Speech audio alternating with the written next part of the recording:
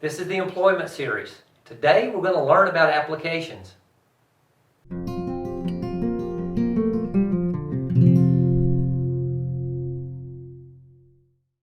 There are two different kinds of applications to fill out, paper and online. If you take a paper application, you can complete it there at the business, or you can take it home, and that's my recommendation. If you take it home, it gives you more time to think about your answers, and it also allows someone to check it over for corrections. You want to be sure to use correct grammar and punctuation, and don't be sloppy in your handwriting. Sometimes online applications is your only choice. If so, go to the company website and look for the tab that says Application or Jobs. Follow the prompts. You're going to need an email address, and you're also going to have a password to register. Write down your password because that will let you go back and update your application if you need to. Even in the online, you want to be sure to use good grammar, complete sentences, and don't use texting language. You want to be very professional on this application. In the application itself, they're going to ask you for lots of personal information, beginning with your name, your address, your telephone number, and your email address. They'll ask you about the desired position, so be ready with that. When it comes to scheduling, they want to know full-time versus part-time, what days, what hours, morning versus evening. Let me just say this. The more flexible you are, the more you let them know you want to work, and the better your chances at getting that job.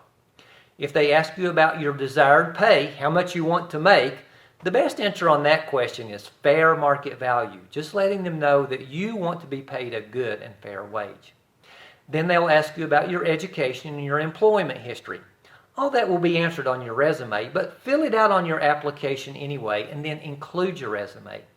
If they ask your reason for leaving, hopefully you can give positive answers like I moved to a better position or I changed locations. If you were fired, that's tough. The best thing to put is lapse in judgment. Then explain in your interview what happened and that you've learned your lesson and will do a good job for them. Finally, I would say with your references, they're going to ask you for 3 people that they can contact that will speak up for you. Don't include your family and friends. Be able to put community leaders like principals, coaches, and pastors. These are people with credit in the community that will be able to speak up for you. Along with the application, there's often a series of questions that they're going to ask you. This is not a test. There's no right or wrong, but there are better and best answers. Usually it's between 100 and 150 questions that you take online.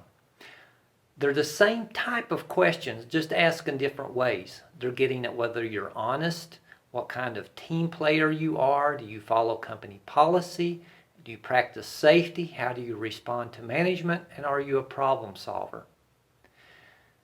What they're trying to do is to determine if you're going to get an in-person interview. And if you're not selected, it's usually up to 6 months before you can apply again.